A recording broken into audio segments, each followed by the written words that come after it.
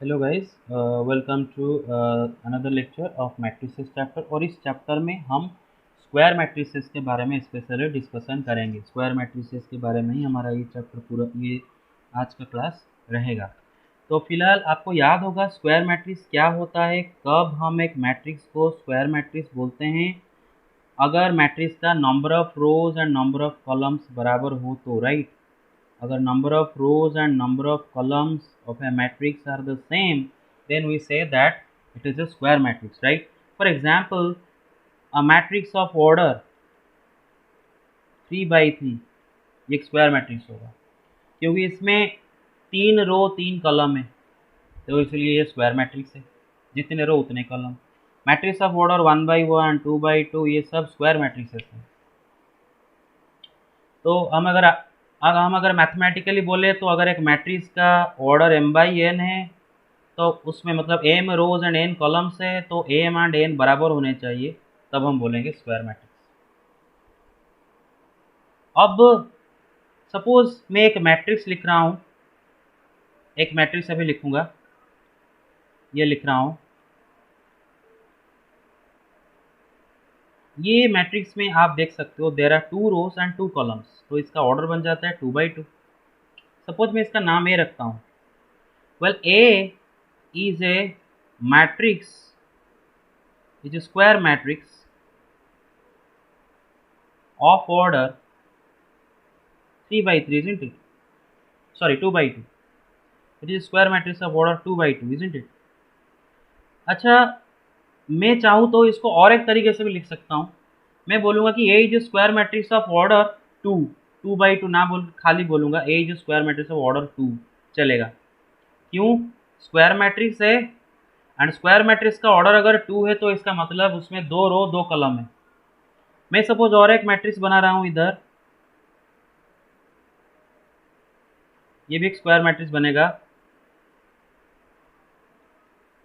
ये एक 3 by 3 order का स्क्वायर मैट्रिक्स है, 3 रो 3 कॉलम है इसमें। तो मैं ये भी बोलूंगा कि this matrix is a square matrix of order 3, काम खत्म। This is square matrix of order 3। अब मैट्रिक्स का नीचे, मतलब सपोज मैट्रिक्स का नाम के नीचे जो ए लिखा है, इसके नीचे हम लिखते हैं ना 2 by 2। आप चाहो तो इसके नीचे भी खाली 2 लिख सकते हो, तो पता चल जाएगा कि हाँ, it is a square matrix of order 2, काम खत्म। तो इतना तक तो हमने डिस्कशन कर दिए थे स्क्वायर मैट्रिसेस के बारे में। अब हम देखेंगे कि diagonal elements of square matrix, diagonal elements of square matrix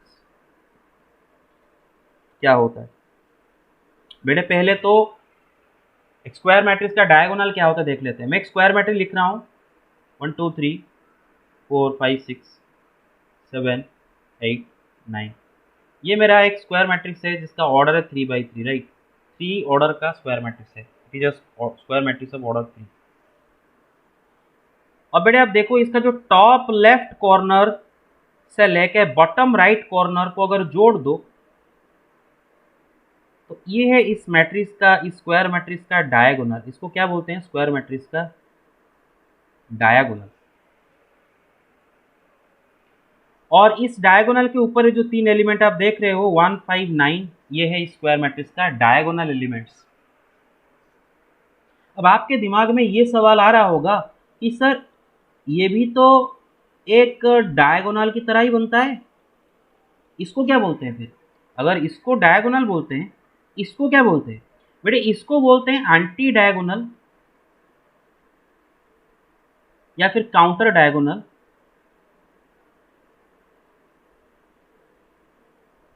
या फिर माइनर डायगोनल ही बोला था।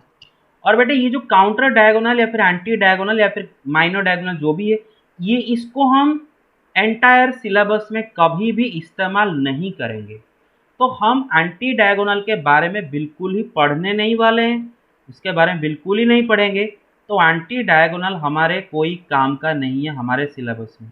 हमारे सिलेबस में सिर्फ और सिर्फ डायगोनल ही है।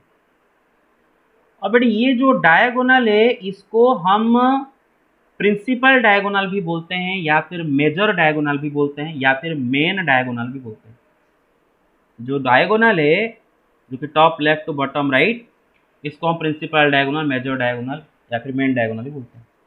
अभी देखो भगवान विष्णु का बहुत सारे नाम होते हैं, तो थोड़ी ना हर बार मतलब महाभारत में जैसे भगवान विष्णु को कोई पुकारता है मधुसूदन, कोई पुकारता है कुछ और डिफरेंट डिफरेंट नेम से पुकारता है, हम वैसा नहीं करेंगे कि मैट्रिक्स चैप्टर में कभी भी इसको ये तो MIL नहीं ना, कभी इसको प्रिंसिपल डायगोनल लिखेंगे, कभी इसको मेन डायगोनल नहीं, हर बार इसको डायगोनल लिखेंगे, बस काम खत्म। जनरली ये डायगोनल बोला जाता है, तो मैट्रिक्स का डायगोनल मतलब प्रिंसिपल डायगोनल, यही काम खत्म। तो जब भी मैं मैट्रिक्स का डायगोनल बोलूंगा तो प्रिंसिपल डायगोनल। ओके, दूसरा बात है, अब देखो जब भी इस चैप्टर में कहीं पर डायगोनल की चर्चा होगा तो आपको पता चलना चाहिए कि हम एक स्क्वायर मैट्रिक्स के बारे में बात कर रहे हैं। किसी भी मैट्रिक्स का डायगोनल को अगर कहीं पर मेंशन किया गया है तो वो मैट्रिक्स एक स्क्वायर मैट्रिक्स है, क्योंकि हमारे सिलेबस में रेक्टेंगुलर मैट्रिसेस के डायगोनल के बारे में कुछ नहीं है। रेक्टेंगुलर मैट्रिसेस का डायगोनल हमारे सिलेबस में नहीं है, तो हमारे सिलेबस में जब भी डायगोनल वर्ड मेंशन किया जाएगा तो वहाँ पर स्क्वायर मैट्रिक्स आ रहा होगा, स्क्वायर मैट्रिक्स का ही डायगोनल के बारे में हम बात कर रहे हैं। ओके, ये था बात। तो ये डायगोनल के ऊपर ये जो एलिमेंट्स आप देख रहे हो यहाँ पर जो कि 159 है, ये हैं इस स्क्वायर मैट्रिक्स का डायगोनल एलिमेंट्स। अब बेटे अगर गौर करो डायगोनल वाले जो एलिमेंट है, जरा देखो ये एलिमेंट जरा देखो, ये कौन से रो कौन से कॉलम में आता है, फर्स्ट रो फर्स्ट कॉलम में आता है। इसको देखो ये कौन से रो कौन से कॉलम में आता है बेटे, सेकंड रो सेकंड कॉलम में आता है। इसको देखो ये कौन से रो कौन से कॉलम में आता है बेटे, थर्ड रो थर्ड कॉलम में आता है। तो क्या आप देख पा रहे हो कि डायगोनल के ऊपर जितने सारे एलिमेंट है सबका row number column number same है। इसका रो नंबर कॉलम नंबर 1, इसका रो नंबर कॉलम नंबर 2, इसका रो नंबर कॉलम नंबर 3। तो मैं बोलूँगा कि अगर एक एलिमेंट Aij है मेरा मैट्रिक्स में एंड उसमें अगर I एंड J बराबर है, then Aij is a diagonal element. Aij एक डायगोनल एलिमेंट कब होगा, जब उसका I एंड J बराबर हो गए। I क्या होता है उस एलिमेंट का रो नंबर, J क्या होता है उस एलिमेंट का कॉलम नंबर। तो जैसे कि मैं एग्जाम्पल दिखाता हूँ, सपोज एक 3x3 ऑर्डर का मैट्रिक्स है, तो उसमें एलिमेंट कैसे रखा था, A11, A12, A13, A21, A22, A23, A31, A32, A33। अब ये जो स्क्वायर मैट्रिक्स बना इसका जो डायगोनल है उसके ऊपर वाले सारे एलिमेंट का देखो I एंड J बराबर है कि नहीं, I एंड J बराबर है कि नहीं, I J बराबर है। तो कोई भी एलिमेंट अगर डायगोनल के ऊपर है तो उसका I J बराबर है, काम खत्म। अब बेटे देखो जो एलिमेंट डायगोनल के ऊपर नहीं है उनको हम बोलते हैं नॉन डायगोनल एलिमेंट्स, मतलब ये सब ये नॉन डायगोनल एलिमेंट्स हैं, ये नॉन डायगोनल एलिमेंट्स हैं। एंड आप देख पा रहे होगे कि सारे के सारे नॉन डायगोनल एलिमेंट में I J बराबर नहीं है। तो अगर I is not equal to J then Aij is non-diagonal element, right? Is non-diagonal element। अच्छा, और एक बात को समझते हैं बेटे, अगर आप डायगोनल के ऊपर वाले एलिमेंट को देखो, इनको देखो, क्या आपको इनमें रो एंड कॉलम में से कौन बड़ा दिखता है, सबका जरा दिखता है, मतलब I J में से कौन बड़ा है बेटा, देखो इधर I1 J2, इधर I1 J3, I2 J3। तो बेटे इन सब में J बड़ा है कि नहीं I से, जरा देखो इन सब का I छोटा है J बड़ा है, देख पा रहे होगे। तो डायगोनल के अबव में जो एलिमेंट्स हैं उनका I J से बड़ा आता है, सॉरी J I से बड़ा आता है ना, J I से बड़ा आता है या फिर I J से छोटा होता है, I J से छोटा होता है। अब देख पा रहे होगे सबका I J से छोटा है, I J से छोटा है। अगर आप डायगोनल के नीचे वाले एलिमेंट को देखो तो इन सब में देखो I J जरा देखो, I2 J1, I3 J1, I3 J2, इन सब में I J से बड़ा है ना। तो डायगोनल के ऊपर वाले एलिमेंट में आई जे से छोटा है, डायगोनल के नीचे वाले एलिमेंट में आई जे से बड़ा है, एंड डायगोनल जो डायगोनल एलिमेंट्स है उनके लिए आई जे बराबर है।